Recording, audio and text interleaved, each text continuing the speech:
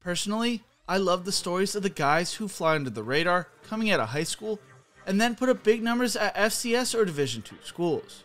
These players fight for their opportunities and seemingly come out of nowhere when they show up at the Division I level.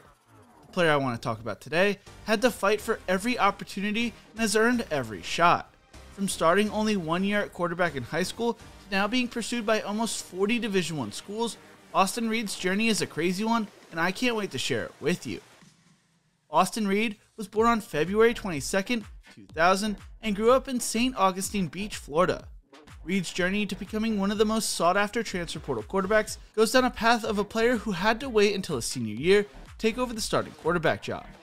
Austin would not disappoint during his lone year as a starter at St. Augustine High School, throwing for 2,925 yards, 34 touchdowns and 7 interceptions, while also rushing for 3 touchdowns on the ground. He was named the 2017 Class 6A Player of the Year by the Florida Athletic Coaches Association, finished third for the Florida Dairy Farmers Player of the Year Award for all classes, and was named First Team All-District Quarterback by the Florida Athletic Coaches Association. He led the Yellow Jackets to the Class 6A semifinals, where they would lose to Armwood High School to finish the year 12-1. Reed would be invited to play in the annual FACA North-South All-Star Classic, throwing for 240 yards and 1 touchdown, and being named the MVP of the game. Might I add, he was rotating possessions with other quarterbacks. Coming out of high school, Austin Reed was an unranked recruit and decided to commit to Southern Illinois. After redshirting during the 2018 football season, Austin found himself being the third quarterback in a 2-man quarterback competition going into the spring of 2019. So, he decided to transfer out of Southern Illinois. He knew if he wanted to have immediate eligibility, he would either need to transfer to a JUCO college or a Division II school. He didn't like the idea of being far from home again, and had he transferred to a JUCO school, it would have meant being farther from home compared to Southern Illinois or the Division II route. At the time, there was a great opportunity close to home. About 390 miles away from where he grew up, sat a college by the name of the University of West Florida. West Florida had recently started their football program back in 2016.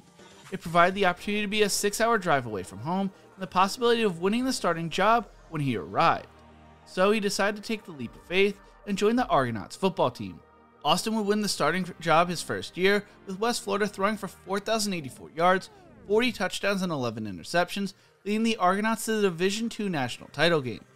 During the title game, Austin broke the record for most passing yards in a championship game by halftime, as well as the touchdown record, finishing the game with 523 passing yards and 6 touchdowns. West Florida became the first team to beat 3 undefeated teams in the same Division II postseason before making Minnesota State the 4th team.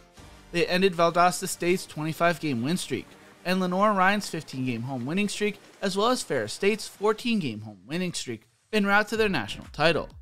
West Florida also became the first NCAA football team to reach the postseason twice in its first 4 years of existence, going 9-1 in the playoffs, with their only loss coming to Texas A&M Commerce in the 2017 title game. West Florida would have to wait 2 years to defend their title due to the cancellation of the 2020 season because of the events of 2020. Reed finished the year throwing for 3,418 yards, 38 touchdowns and 8 interceptions, leading West Florida to a 9-2 record. Reed struggled when it came to making the decision on whether he should enter the transfer portal or not. He loved his teammates at West Florida and knew back in 2019 they were a special group. He described it as going through a breakup. The coaching staff understood what he had done and the kind of opportunities he would be given, but Reed was concerned about how his teammates would take it. For the most part, they were happy for him, which helped ease his mind when it came to making the life-changing decision. West Florida was where he spent the past few years, it was where he called home. But in the end, he knew he at least needed to try to make the leap to the Division I level, telling The Athletic, "It just got to the point where he had accomplished a lot here at West Florida. I was very happy with everything we had done here, and very happy here. But I had aspirations to play at a certain level, and that's the highest level. I want to compete against the best of the best." He didn't want to look back 20 years from now and think, what if? So he took the leap of faith. The minute Reed entered the transfer portal, over 25 recruiting staff members across the FBS and FCS levels started following him. Rivals were tipped off by him entering the portal, so they fired off a tweet announcing his decision before he could even make a post himself. He figured he should say something, so he crafted a statement that took over 30 minutes to make. The floodgates would then open. He had multiple FBS offers within the first 24 to 36 hours and spoke with Ole Miss, Northwestern, and Arizona State. Reed estimated he'd heard from about 35 schools throughout the FBS and FCS, which blew his mind. During his original recruitment back in high school, he begged programs to be interested in him by DMing them, and the schools would blow him off. Reed told The Athletic they'd say, "Yeah man, we think you're good." Then I wouldn't get any more responses. Obviously the staff change, it's not the same guys, but these are the schools I would have begged to get interest in me, and now they're talking to me.